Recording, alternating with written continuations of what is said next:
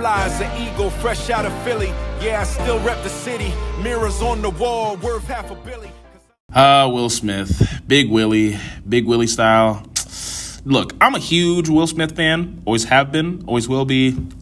But I gotta keep it a stack. Watching him rap these days is just, oh my God. It's just pure cringe. Like, Will, this is not the 90s. This is 2025.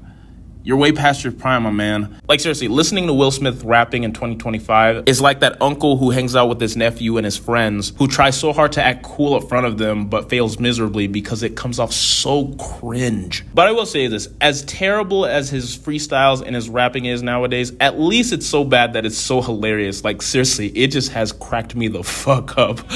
Now I'm not the type of man to move in malicious ways, and I am too grown to play childish games. But if you talking crazy out your face up on the stage and disrespect me on the stage, expect me on the stage. And even though I'm an action star, sometimes I'ma act bizarre.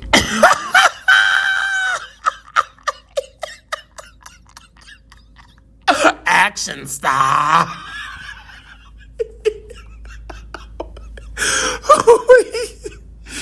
Yo. Oh my God, this is the funniest shit that I've seen in a hot minute. Yo, God damn. People ask me how I do it. I just bite off more than I can chew, then I chew it. Yo, I'm crying right now. Oh my God. Yo, I'm like legit in tears, yo.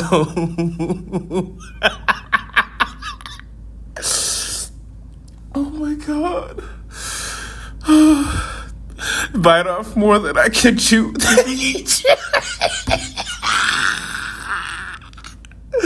Oh God.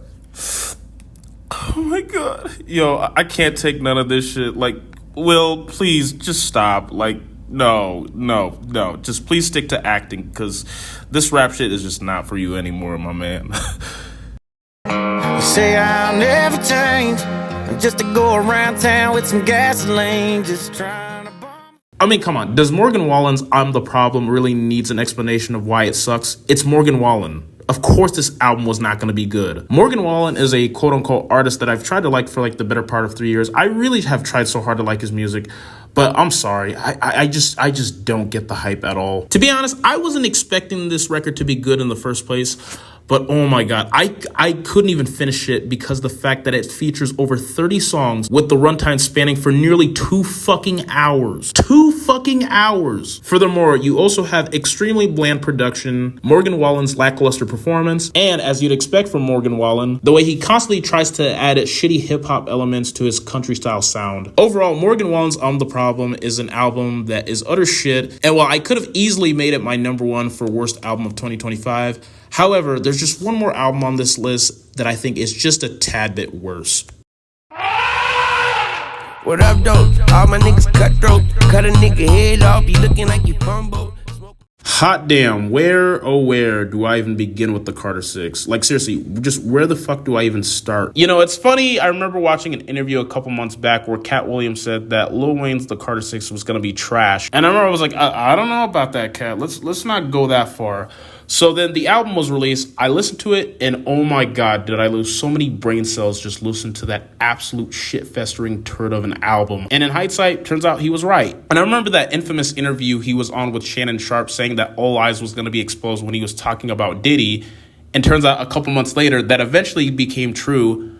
So should I be convinced that Cat Williams is psychic? Anyways, back to the Carter 6. I know people always call me a hater, like, oh, you just like to hop on the bandwagon for everything. Look, people need to understand that I'm a guy who always likes to be objective when I look at certain things. Whether it comes to music or movies, I just always like to give my objective opinion, whether it's something that's good or something that is bad. When it comes to the Carter 6, however, like, I'm sorry, it's just not good. It's so fucking terrible. From the god-awful production with some of the beats sounding like you would hear from a video game soundtrack, to Lil Wayne's uninspiring performance throughout the entire record, and terrible special guest features from the likes of Kodak Black, Machine Gun Kelly, even fucking Jelly Roll. Like, what Jelly Roll? Hell, he even managed to get Bono from U2 for Christ's sake. Are there good tracks to be found on this record? Yeah, of course. But when it comes to every other record on this album, honestly, you can just flush it all down the toilet. The more I think about it, I have truly come to the conclusion that the Carter 6 officially takes the crown for the worst Lil Wayne album. Yes, I personally believe that the Carter 6 is way worse than Rebirth. As bad as Rebirth was, at least Lil Wayne looked like he was trying to do something with that album. But when it comes to the Carter 6, it didn't even look like he was even trying at all. Overall, what I'm trying to say is the Carter 6 is undeniably a terrible record. And while sure, there are maybe like 2, maybe 3 bangers that you can find on it, but as a full project, it pretty much indicates to me that Lil Wayne has officially become a washed up has-been whom is unable to recapture the magic of his glory days, as they are far, far, far, far, far behind him, which is why it is unquestionably and undoubtedly, to me, the worst album of 2025.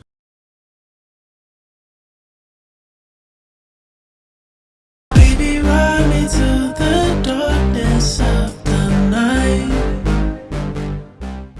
For an artist who's been so consistent like The Weeknd, there was no doubt in my mind that Hurry Up Tomorrow was definitely going to deliver. As the potential closing chapter for the Weeknd persona, Hurry Up Tomorrow is Abel Tesfay's most ambitious project to date, blending synth-pop with the explorations into new genres such as EDM and Brazilian funk. This willingness to innovate, even late in his career, masterfully demonstrates his artistic evolution. While the synth-pop sound of his previous albums is still at the forefront, the album does see the Canadian singer willing to experiment with new sounds throughout the entire project, which is thoroughly impressive. Now, sure, I wouldn't really rank it as one of his top best because I do feel like the album kind of drags a bit at times, but the consistency in the closing tracks make it all the worthwhile. Despite having a few tiny flaws, Hurry Up Tomorrow was a fitting conclusion to the Abel Tesfaye project, as the record masterfully captures the sound of his early mixtape days while incorporating everything that he's learned since becoming a global pop star.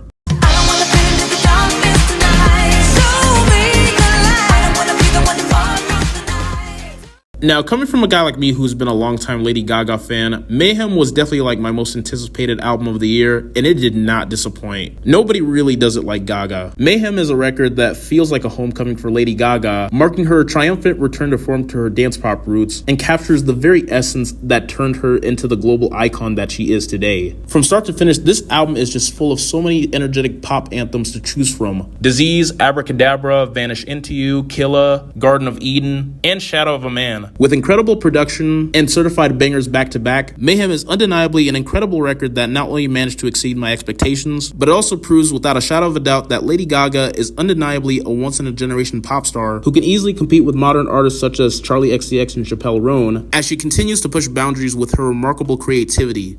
So be it. You ain't solid, ain't valid, you ain't malice. Been quiet, ain't riot, you ain't Paris. And here we are, the number 1 spot, the creme de la creme. What is unequivocally, to me, the best album of 2025 is Let God Sort 'Em Out by Clipse, the prolific Virginia Beach rap duo of brothers Pusha T and Malice. The album marked the triumphant return of the brothers reuniting for the first time in over 16 years, and man, what a return it was for them, because it fucking delivered. As you'd expect from Pusha T, his lyricism is still at the top of his game, but Malice, hot damn, Malice really took me by surprise, because I think he pretty much stole the show throughout this entire record. To say that Malice hasn't lost a step would be a massive understatement, because man oh man, despite being in his early 50s, the man still got it. Furthermore, you have incredible production which is masterfully handled by Pharrell Williams, as well as incredible guest verses from Nas, Kendrick Lamar, and Tyler the Creator. Let God Sort 'Em Out, to me, feels like a true triumph of a record that hip-hop needs at the moment, respecting the legacy of the prolific rap duo while carving new ground. It's lean, purposeful, and it is unquestionably, to me, the best album of 2025.